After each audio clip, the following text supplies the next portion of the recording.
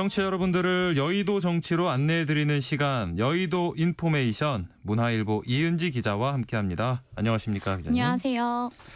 자, 더불어민주당과 국민의힘 양당 원내대표가 선출되면서 어제 각각 첫 공개 원내대책회의를 했는데 먼저 더불어민주당 김병기 신임 원내대표 어떤 내용을 좀 강조했습니까? 네, 정부의 2차 추가 경정 예산 그리고 주가 부양을 위한 상법 개정안 처리를 각각 강조를 했는데요. 네. 결국 이재명 정부와 적극 보조를 맞추겠다는 의지를 드러냈습니다. 네. 김병기 원내대표는 어제 원내대책 회의에서 소비와 내수 진작을 위해서 추경은 이미 효과가 증명됐다. 그래서 국민이 바로 체감할 수 있는 민생회복 지원금 형태의 민생 추경안을 꼼꼼하게 마련하고 빠르게 집행하겠다라고 밝혔는데요. 네. 오늘 오전에 이제 당정 협의를 통해서 이 부분을 논의하기도 했죠. 네. 또 코스피 5천 시대를 계속 강조하고 있습니다. 그래서 민생개혁 입법 중에서도 상법 개정안을 조속히 이제 처리를 하겠다라고 강조를 했는데요. 예. 또 김 원내대표가 강조한 건 12.3 내란 완전 종식, 또 민생경제 회복, 국민 통합이 제2기 원내지도부의 당면 과제라고 강조를 했는데요. 네. 아울러 3대 특검으로 헌정질서와 민주주의, 사회의 정의를 바로 세우겠다고도 했습니다.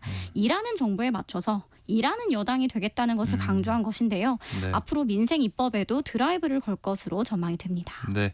그리고 국민의힘도 어제 원내 대책 회의를 열었는데 지금 송원석 원내대표가 선출되면서 친윤계가 다시 당내 주도권을 잡았다 이런 평가가 나오거든요. 그래서 당의 혁신 동력이 좀 약화되는 거 아니냐 이런 우려도 나오는데 지금 국민의힘 혁신 전망은 어떻게 볼 수 있을까요? 전망이 그리 밝지만은 않다고 평가할 수 있을 것 같고요. 예. 송원석 원내대표가 월요일에 선출된 이후에 어제, 오늘 선수별로 의원들을 만나서 본인의 공약이었던 혁신위원회 추진에 대한 의견 수렴에 나섰습니다. 네. 송 의원은 이제 전당대회를 개최하기 전에 혁신위를 설치해서 김용태 비대위원장이 제안한 5대 개혁안까지 포함해서 이제 논의를 할 수 있다라면서 이를 추진하고 있는데 네. 김용태 비대위원장은 아직까지도 당원 투표에 붙여달라라고 고집을 하면서 그렇죠. 5대 개혁안은 혁신위가 아니라 차기 지도부에서 논의해야 한다라고 반대를 하고 있습니다. 네. 이 선수별 모임에서도 다양한 이야기가 나오고 있는데요. 네. 초선 의원들 중심으로는 당장 혁신위를 구성하자. 중진 의원들 내에서는 김용태 비대위원장 말대로 당원 투표를 통해서 의견이라도 물어보자라는 의견과 네. 혁신위보다는 빠르게 전당대회를 열어서 차기 지도부가 혁신을 주도하는 게 맞다라는 의견이 나오는 등 네. 내부에서도 하나로 의견이 합쳐지지 않고 있습니다. 네. 사실 혁신위가 설치되더라도 자체 혁신이 어렵다고 보는 시각이 많은데요. 그 이유는 박근혜 전 대통령 탄핵 이후 치러진 대선에서 당시 자유한국당이 졌었죠. 네. 네. 홍준표 대표 체제 하에서 혁신위를 2차례나 가동을 했지만 혁신안이 대부분 반영되지 못했습니다. 네. 당시 홍 대표가 전권을 준 혁신위였는데도 변화가 힘들었는데 지금 당대표도 없는 상황에서 전당대회를 앞두고 혁신위를 가동한다? 주도권을 쥐고 가기 어렵다라는 우려가 더 많습니다. 아까 말씀해 주신 대로 지금 김용태 비대위원장이 이 당원 여론조사를 실시하자 하면서 뭐 사퇴 조건으로까지 걸었는데 여론조사 정말 실시될 가능성 얼마나 될 수 있을까요? 송원석 원내대표가 사실상 구친윤계 또 주류의 지지를 받아서 당선이 됐기 때문에 네. 현재로서는 친윤계가 반대하고 있는 이 당원 여론조사에 손을 들어줄 가능성은 낮아 보입니다. 예. 송원석 원내대표가 당선과 동시에 혁신위를 꺼내든 것도 김용태 비대위원장이 요구하는 이 당원 여론조사를 건너뛰고 바로 혁신위로 가겠다는 의도로 풀이가 되기 때문에 네. 쉽지 않을 것으로 보입니다. 그런가 하면 어제 신임 여야 원내대표가 처음 만났습니다. 그래서 여야 모두 뭐 내각 구성이나 추경 처리 이런 민생 현안에 대해서 협치를 강조했는데 지금 추가 경정 예산안 편성 문제부터 입장차가 보여요. 과연 협치가 이루어질까요? 네, 새 정부 출범 또 여야 원내 지도부가 새로 선출된 이후에 이 첫 의제가 추경이 됐습니다. 네. 그래서 협치의 시험대이자 여야 협상에 있어서 중요한 초석을 닿게 되는 과제입니다. 네. 특히 민주당이 과반 의석을 갖고 있기 때문에 사실 국민의힘 동의 없이도 추경안 단독 처리가 가능해요. 네. 그래서 더더욱 여야 협치의 첫 무대가 될 것으로 보입니다.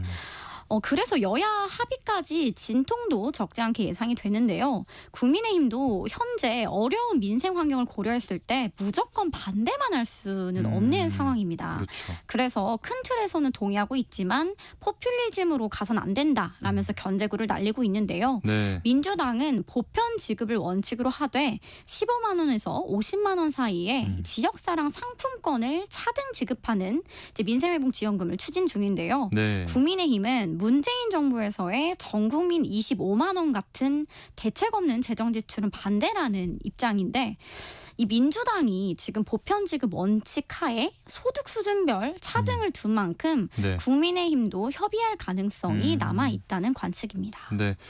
아까 더불어민주당 김병기 원내대표 이 상법 개정안 추진 의지를 밝혔다고 하셨는데 이거에 관해서의 입장 차는 어떻게 해소할 수 있을까요? 네, 쉽지 않은데요. 이재명 대통령이 대선 후보 시절 상법 개정안은 취임 2, 3주 내로 처리해야 한다라고 네. 공언을 했고 예. 취임 직후에도 한국거래소를 찾아서 그렇죠. 증시부양을 강조해서 여당도 드라이브를 걸 수밖에 없습니다. 네네. 하지만 야당은 이들 법안이 기업 경영을 위축시킬 것이라며 반대 입장을 분명히 하고 있어서 타협이 쉽지 않은 상황인데요. 네. 특히나 이번에 새로 선출된 송환석 원내대표는 기재부 차관 출신으로 국가의 재정 건전성 유지를 최우선순위에 두고 있어서 네. 작년에는 재정 건전화법을 발의하기도 했어요. 그래서 상법 개정안에 대해서는 반대 입장을 견제할 수밖에 없고요. 하지만 이 역시 민주당이 과반 의석으로 단독 처리가 가능하기 때문에 국민의힘이 할 수 있는 수단은 별로 없는 상황입니다. 네. 그리고 지금 여야 간에 뭐 법사위원장 자리를 두고 갈등이 또 예상이 되는데 국민의힘에서는 이 원내 2당이 이 법사위원장 자리를 가져가는 게 입법부 내 어떤 상호 견제나 균형을 위해서 필요하다. 국회 오랜 관행이다라고 주장을 하고 있습니다. 민주당은 어떤 입장인가요? 네, 어제 신임 여야 원내대표가 만난 자리에서도 이를 두고 신경전을 벌였는데요. 네. 일단 민주당의 경우는 지금은 민생 법안에 속도를 내야 될 때라서 절대 불가하다는 입장입니다. 네. 지난해 국회 본회의에서 법사위원장을 민주당이 2년간 하는 안이 이미 통과가 됐기 때문에 민주당이 양보하지 않는 이상 국민의힘이 법사위원장을 가져올 수 있는 강제적 수단은 없는 형편이고요. 네. 후반기에 여야가 다시 협상을 통해서 상임위원장 자리를 논의하게 될 때 조금 협상의 여지가 있는데 이 주요 법안이 본회의로 가기 전에 거쳐야 하는 수문과도 같은 이제 역할을 하는 게 법사위이기 그렇죠. 때문에 네. 민주당이 쉽게 내주지 않을 것으로 전망이 됩니다. 이게 선례가 한번 생기면 또 깨기가 어렵기 때문에 네네. 국민의힘은 관리를 주장하고 있지만 민주당은 또 선례를 주장하고 있는 상황입니다. 예. 자, 이제 새 원내 지도부가 이렇게 출범을 했고 더불어민주당은 8월 2일에 이 새로운 당대표 지도부를 뽑기로 했습니다. 지금 좀 비교적 이른 시점에 정청래 의원이 당대표 선거 출마를 선언했습니다. 이유가 뭘까요? 한마디로 말해서 미리 점 찍어두는 이제 공간을 선점해두는 효과를 노린 것으로 풀이가 됩니다. 네. 정청래 의원이 전당대회 일정이 확정되지도 않은 시점에 그렇죠. 출마 선언을 했는데요. 네. 굉장히 이례적이고 갑작스럽다는 반응이 대다수였습니다. 네. 이를 두고 민주당 내에서는 정청래 의원이 먼저 선수를 치고 나가기 위해서 머리를 잘 썼다라는 평가도 나오는데요. 네. 차기 당대표에는 직전에 원내대표를 했던 박찬대 의원도 출마가 거론이 되는데 네. 박창대 의원은 정청래 의원과 비교했을 때 친명색채가 더 강해서 상대적으로 더 유리한 고지에 있다는 게 내부 평가입니다. 네. 때문에 정청래 의원으로서는 본인이 불리한 상황에서 미리 정치적인 공간을 확보하고 당원을 상대로 한 이 여론전에 나서기 위해서 한 발 빨리 움직인 것으로 보여지고요. 네. 또 이번에 당대표 선거에서 가장 관건이 이재명 대통령의 개입 여부입니다. 과거 윤석열 정부에서도 김기현 의원을 당대표로 올리기 위해서 친윤 의원들이 이 나경원 의원 불출마를 요구하는 연판장을 돌리기도 했는데요. 네. 당시 대통령실이 당 선거에 개입했다는 비판을 받기도 했습니다. 네. 애초에 이 정청래 의원과 박찬대 의원 두 사람 중 한 사람으로 내부 정리를 하지 않겠느냐라는 관측도 나왔는데 네. 이러한 정리의 대상이 되지 않기 위해서 정청래 의원이 출마 선언으로 좀 선수를 쳤다라는 해석도 제기가 됩니다. 지금 더불어민주당 당대표 선거 이 후보자 등록일은 다음 달 10일인데 만약에 말씀하신 것처럼 박찬대 전 원내대표가 출마를 하게 된다면 이제 명심을 두고 두 사람이 뭐 줄다리기를 벌일 텐데 어떻게 전망을 할 수 있을까요? 네, 이것도 뭐 분석이자 전망인데요. 네. 민주당 내에서는 명심은 결국 박찬대 의원에게 아하. 조금 더 가 있지 않겠느냐라는 네. 이야기가 많이 나옵니다. 음. 정청래 의원의 경우 원조 친명으로 보기 어려운 데다 이재명 대통령이나 친명들 입장에서도 상대적으로 예측이 좀 불가한 그런 정 의원의 행보가 부담스러울 수밖에 없다는 겁니다. 네. 그래서 정청래 의원이 출마 선언을 하면서 이재명은 곧 정청래다. 이렇게 친명 마케팅에 힘을 줬는데요. 네네. 이 정 의원의 장점은 당원들의 지지도가 높다는 겁니다. 법사위원장을 하면서 네. 퍼포먼스를 많이 보이기도 했고요. 명심을 떠나서 누가 당원들의 지지를 더 많이 받을 것이냐도 이제 승패를 가를 것으로 보입니다. 네. 정청래 의원이 대표가 될 경우에는요. 당정이 서로 경쟁과 견제를 하는 모양새로 갈 수도 있다라는 우려가 친명계 내부에서 나오고 있고요. 네. 박찬대 의원은 또 너무 당정일체가 더욱 강해질 것이다라는 아하, 비명계 목소리도 있어서 네. 당원들이 어디에 손을 들어줄지는 지켜봐야 할 것 같습니다. 네. 자, 그리고 다음 주 화수 24일과 25일에 김민석 총리 후보자 인사청문회가 열리는데 여야 격돌이 이루어질 것 같습니다. 지금 뭐 제기된 의혹 여러 개인데 이 채무 의혹에 대해서는 뭐 다 갚았고 불법은 없다라고 밝혔습니다. 국민의힘 반응은 어떻습니까? 네, 국민의힘 같은 경우는 주진우 의원이 가장 열심히 비판을 하고 있는데요. 네. 지금 이 김 후보자가 차용증을 쓰고 11명으로부터 이제 1,000만 원씩 1억 4천만 원을 빌린 점을 두고 네. 이제 품앗이 후원, 쪼개기 후원 아니냐라고 의심을 하고 있고요. 예. 특히나 최근에 총리 후보자로 지명이 된 이후에서야 은행 대출로 이들 채무를 청산한 것도 석연치가 않다라는 반응입니다. 네. 특히나 이렇게 채무가 있었는데도 교회에 2억의 헌금을 낸 것 또한 납득이 안 간다라면서 오늘 김용태 비상대책위원장은 이 김민석 후보자에 대해서 청문회 대상이 아니라 수사 대상이다라고 직격하기도 했습니다. 예. 이 김민석 총리 후보자 같은 경우에 재산 증식 과정 의혹 어떤 입장을 보이고 있습니까?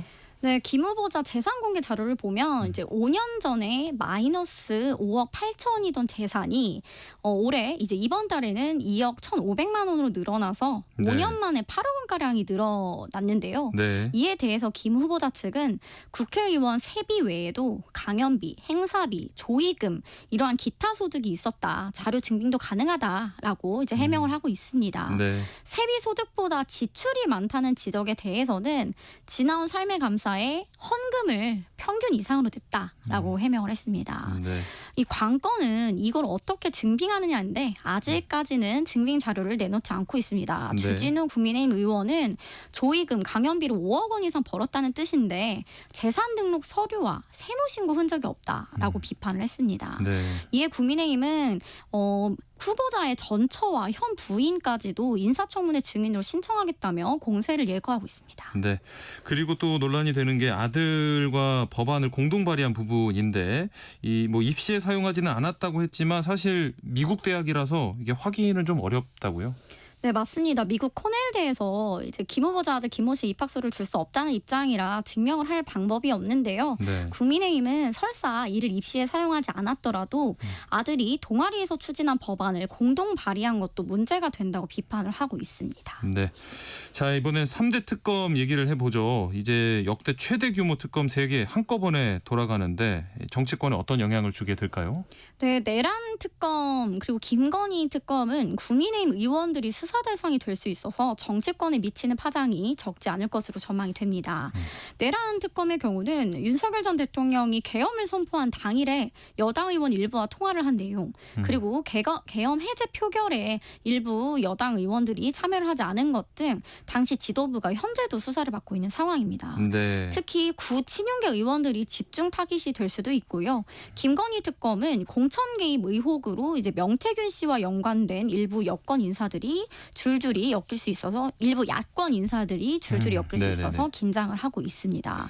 야권에서는 민주당이 이 3개 특검을 통해서 국민의힘 의원에 대한 체포동의안 통과는 물론이고 의원직 제명, 더 나아가 정당 해산까지 추진할 수 있다라는 우려까지 나오고 있습니다. 정치 보복이 될 수 있다는 말로 들리는데 윤석열 전 대통령이 이 3대 특검 두고 측근들에게 뭐 더 나올 게 있겠냐 이런 취지로 말한 걸로 전해졌습니다. 어떤 의미일까요? 결국 정치 특검이다라는 비판의 의미를 담고 있는데요. 네. 이미 언론 보도를 통해 나온 것들이 전부인데 새 정부가 특검을 통해서 전임 정부에 대한 혹은 야당에 대한 표적 사정을 하려는 것이다라는 지적을 한 것으로 보입니다. 네. 그래서 이제 더 털어서 나올 게 없는데 뭐 정권 초기 여론전 혹은 야당 죽이기의 수단으로 사용하려 한다라는 비판을 하려던 것으로 보이는데요. 네. 하지만 이 윤 전 대통령 재임 기간에 있었던 여러 의혹에 대한 진상규명이 명확히 이루어지지 않았다고 보는 국민들이 많고요. 네. 전임 대통령이 이런 발언을 주변에 했다는 것도 적절치 않다는 지적이 국민의힘 내부에서도 나오고 있습니다. 네. 마지막으로 짧게 김건희 여사 병원에 입원했고 지금 뭐 16가지 수사가 예정이 돼 있는데 이 병원 입원하면서 좀 수사 진행에 영향을 미칠 것 같습니다. 네, 특검 기간이 6개월이면 통상 주변 인물부터 수사를 하다가 핵심인 김 여사에 대한 소환은 거의 마지막에 이뤄질 가능성이 높은데요. 네. 그렇게 되면 특검 기간 중반 정도의 소환 조사 시점이 예상되고 있습니다. 이번이 길어질 경우 말씀하신 것처럼 여당에서는 네. 특검 수사를 피하기 위한 입원이다라는 비판이 거셀 것으로 보이는데요. 다만 윤 전 대통령 측과 연이 있다고 알려진 서정우 변호사가 네. 최근 방송에서 김 여사가 일주일 정도 있다가 퇴원할 것이다. 특검을 피하려 입원했다는 건 말도 안 된다라고 말을 했습니다. 지켜보도록 하겠습니다. 여의도 인포메이션 오늘은 여기까지 하겠습니다. 문화일보 이은지 기자와 함께했습니다. 고맙습니다. 고맙습니다. 세상의 모든 정보